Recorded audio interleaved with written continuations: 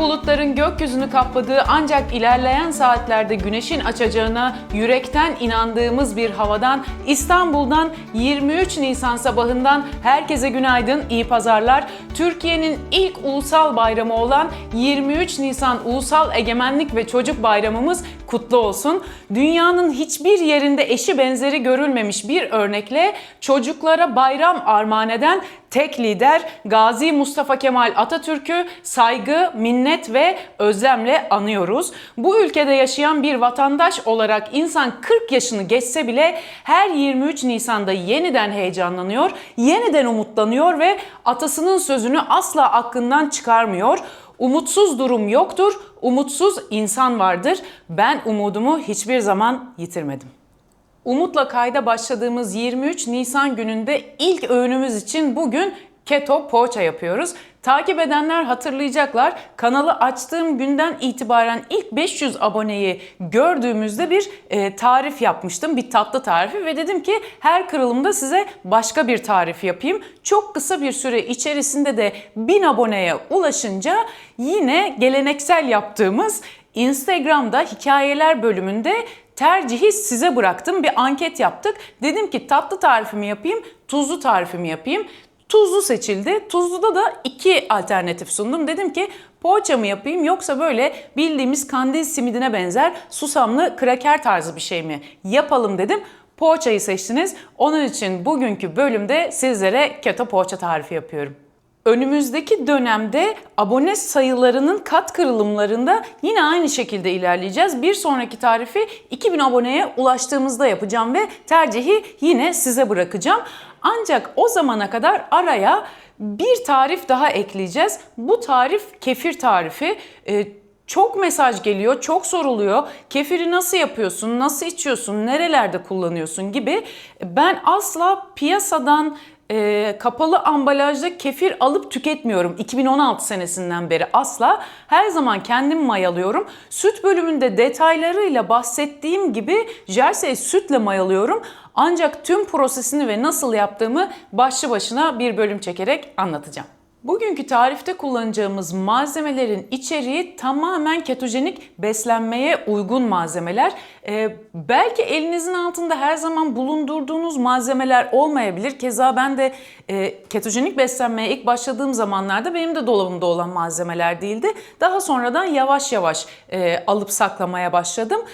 Fiyatlarına bakacak olursak elbette ki sıradan bir una, bir mısır ununa ve diğer bu tarz ürünleri yaptığınız malzeme içeriklerine göre fiyatları yüksek. Ancak biz ketojenik beslenmede bunları sürekli tüketmiyoruz. Örneğin ben bir badem unu alıyorum, bir kavanoz, bu bana bir sene yetiyor. Dolayısıyla fiyat kıyaslamasında orada hesabı iyi yapmak lazım. Tüm bunların yanında da zaten sağlığımızın pazarlığı olmaz. Tarifin orijinal reçetesindeki miktarlarını açıklamalara bırakacağım tek ölçü. Ben bugün burada 2 ölçü yapacağım. Neden diyecek olursanız kameranın arkasında bittiği zaman yemek için bekleyen kişiler var. Miktarı fazla tutacağız. Tariflerde kullandığım ürünlerin, günlük hayatımda tükettiğim gıdaların markaları soruluyor zaman zaman. Ancak yasalar gereği şu an herhangi bir reklam henüz almadığım için açıkça markalarını maalesef sizlerle bu noktada paylaşamıyorum. Umuyorum ki önümüzdeki dönemlerde açık açık hepsini ismiyle paylaşabiliriz.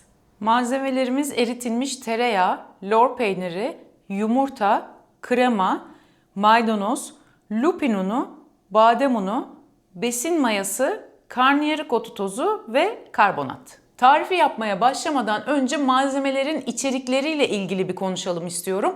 Biz bu tarifte lor peyniri kullanıyoruz ancak bunun yerine tam yağlı tulum peyniri de kullanabilirsiniz. Malzemelerin içerisindeki besin mayasını ben günlük spor öncesi içtiğim, kefirli yaptığım karışımda, shake'de kullanıyorum. Aynı zamanda bu besin mayasını yemeklerinizde ve salatalarınızın üzerinde de kullanabilirsiniz. Lif ve protein bakımından güzel bir besin. Karnıyarık otu tozu ise aslında ağırlıklı olarak liften oluşuyor. Bunu da nerede kullanıyorum? Spor sonrasında özellikle yaptığım yumurtanın içerisine, örneğin 7 tane yumurtanın içerisine 1 çay kaşığı 2 çay kaşığı kadar karnıyarık otu tozu koyuyorum. Bunun yapısı öyle bir homojen yapı ki o yumurtayı tavada böyle börek gibi bir kıvama getiriyor. Onun haricinde lupin unu müthiş tok tutuyor lif bakımından zengin olduğu için. Poğaçanın içerisinde yeşillik olarak maydanoz kullanıyorum. Onun yerine siz arzu ederseniz dereotu da kullanabilirsiniz. İlk olarak derin bir kapta kremayı ve yumurtaları çırparak başlayacağız.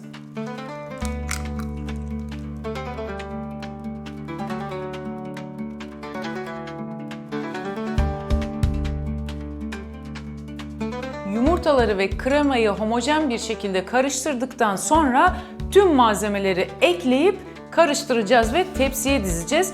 İlk olarak toz malzemelerimizi ekleyelim.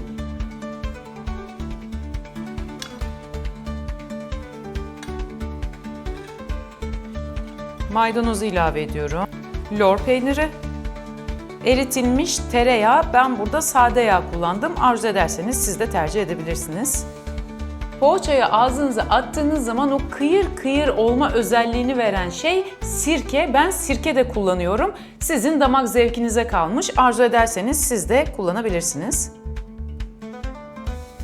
Bu tarz tariflerde çörek otu ve susamı genelde üzerine serpiştiriyorlar. Ben çörek otunu bu noktada tarifin içinde karıştırmayı tercih ediyorum. Neden? Çünkü çörek otunun aromasının her yerine eşit bir şekilde yayılmasını istiyorum. Kendi damak tadınıza göre çörek otunun oranını kendiniz belirleyebilirsiniz. Bir spatula yardımıyla bütün malzemeleri karıştırıyoruz. Yaklaşık 5 dakika karıştırdıktan sonra poğaça hamurumuz hazır hale geliyor. Bu esnada fırınımızı yakabiliriz. 180 derecede yaklaşık yarım saat ile 40 dakika arasında pişecek. Bu tarifin en güzel yanlarından bir tanesi ise elinizi hiç bulaştırmıyor olmanız. Karıştırdıktan sonra yemek kaşığı yardımıyla şu şekilde alarak olduğu gibi tepsiye dizebilirsiniz.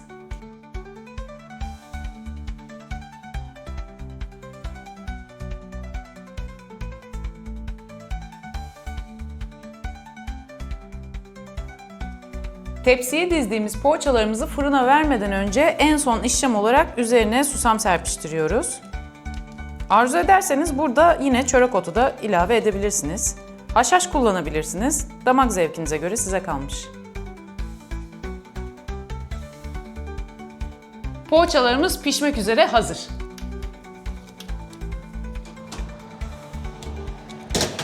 Fırının orta tarafına koyuyoruz ve biz sohbetimize devam edelim. Genellikle çoğu videoda bahsediyorum. Ben yediğim içtiğim her şeyi elimden geldiğince fırsat buldukça Instagram hikayelerimde paylaşmaya gayret ediyorum. Ben paylaştıkça ortak gelen soru şu oluyor: günde bir kere mi yiyorsun, ne yiyorsun, hangi saatlerde yiyorsun, aralıklı oruç yapıyor musun, OMAD yapıyor musun gibi.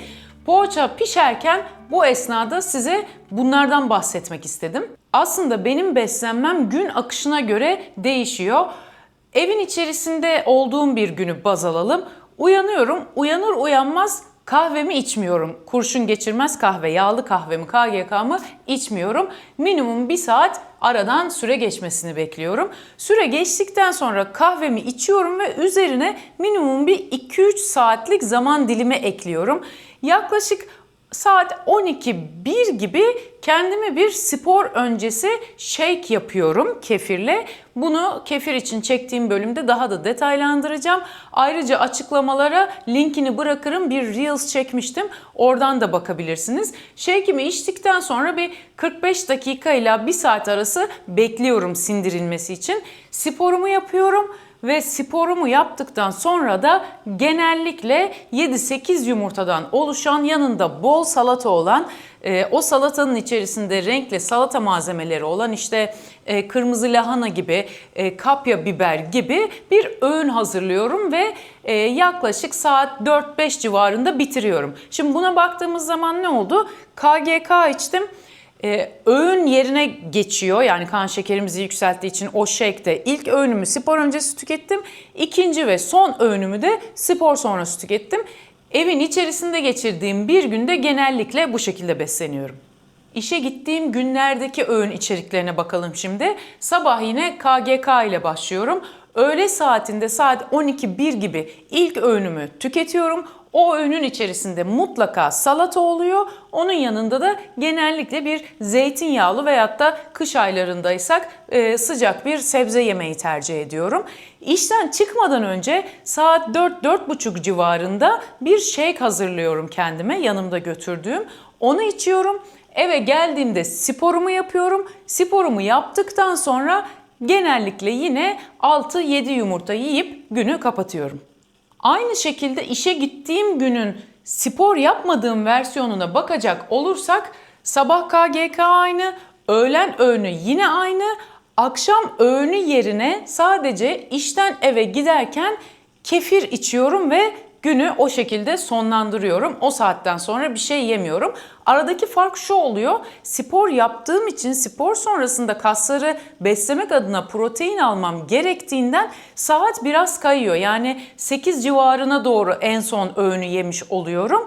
Ama egzersiz yapmadığım günlerde İşten eve dönerken içtiğim kefirle birlikte yaklaşık 5-5,5 civarlarında yeme işini bitirmiş oluyorum. Dışarıda vaktimin geçtiği günlerde ise sabah KGK'mı içtikten sonra genellikle bir şey tüketmiyorum. Çünkü zaten bunu önceki bölümlerde de dile getirdim. Dışarıda yeme içmeden hoşlanmıyorum. Çünkü ne yağı kullanıyorlar, içerikleri neler. Salata bile olsa artık ben organik pazardan alıyorum. Çok yüksek ihtimalle pestisitli yeşillik kullandıkları için tercih etmiyorum. İşimin bitmesini bekliyorum. Eve geldiğim zaman öğünümü yapıp yiyorum. Bugünden örnek verecek olursak da şu an saat 12. Ben bu çekimi yapmaya başladığımda bir yandan kahvemi de içtim, KGK'mı içtim. Şu an poğaçalarımız fırında pişiyor. Çıktıktan sonra bu poğaçadan yiyeceğim. İçerisinde çekime başlarken malzemeleri tanıttığım esnada bahsettiğim gibi lif ağırlıklı bir besin olduğu için zaten bundan 2 tane yesem acıktırmayacak. Dolayısıyla bugün çok yüksek ihtimalle ben bu poğaçaları tükettikten sonra başka hiçbir öğün yemeyeceğim. Ertesi gün sabaha kadar. Özetle diyeceğim o ki standart bir günüm yok. Egzersiz yapacak mıyım, yapmayacak mıyım, dışarıda mıyım, evde miyim, ofiste miyim gibi günün içeriğine göre öğünlerimi de ayarlıyorum. Benim günlük ne yediğim, ne içtiğim konusunu bir kenara bırakalım ve sizlere güzel bir haber vereyim. Kanalı açtığım günden beri bugüne kadar en çok görüntüleme alan bölüm aslında kanalın göz bebeği diyebileceğim Keto Kral bölümü oldu. Sevgili Gürsel Akay'la çektiğimiz bölüm. Sizlerden o kadar pozitif ve güzel dönüşler aldık ki dedik ki bir bölüm daha çekelim ve detaylı daha fazla sohbet ettiğimiz bir bölüm çektik Gürsel abiyle geçtiğimiz hafta. Umuyorum ki ilk fırsatta onun da montajını tamamlayıp yayına alacağım. Poğaçalarımızın fırından çıkmasına kısa bir süre kalmışken sizlerden gelen bir iki konu başlığına daha değinmek istiyorum.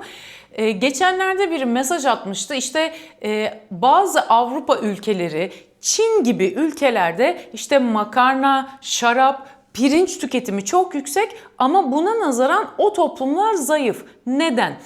Burada bir kavram kargaşası var aslında. Genellikle tüm dünyada var bu. Biz bir kişiyi zayıf olarak gördüğümüzde, dışarıdan ekstradan fazla kilolu görmediğimizde sağlıklı olduğunu düşünüyoruz. Bedenin sahip olduğu kilo başka bir şey, vücudun sağlıklı bir metabolizmaya sahip olması bambaşka bir şey. Fırınımız sinyal veriyor, poğaçalar pişti. Ve keto poğaçalarımız yemeğe hazır. Çok güzel kokuyor.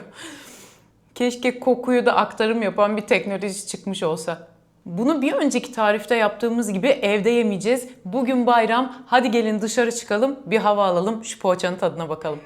Çekimin başında ilerleyen dakikalarda güneşin açacağına emin olduğumuz demiştik. Bu kapanıştan hemen önce biz pırıl pırıl parlayan güneşin altında lezzetli poğaçamızla ve çayımızla küçük bir piknik yaptık. Keto'nun hiçbir şekilde bahanesi olmaz. Gerek böyle bir piknikte çayınızın kahvenizin yanına alabileceğiniz, gerekse uzun saatler yolculukta herhangi bir acıkma ihtimalinize karşı yanınızda taşıyabileceğiniz bir poğaça bu ketojenik poğaça. Malzemelerin listesiyle birlikte detaylı yapılışını da yine açıklamalar bölümüne bırakacağım. Sizlere bu poğaça kadar lezzetli, çocuklar kadar umutlu, 23 Nisan gibi coşkulu güzel bir gün geçirmenizi diliyorum. Haftaya görüşmek üzere. Kendinize iyi bakın. Hoşça kalın. Yerine dereotu da kullanabilirsiniz. Aslında niyetimiz dereotu kullanmaktı. Gerek yok, böyle bir detayı niye veriyorum ki? Daha farklı homojenize... Çünkü çörek otunun tadının ne olmasını istiyoruz? Çörek otunun aromasının her yeri. Göstereceğim pişirdiğinde onu saçma oldu. Bağlayamadım sonuna.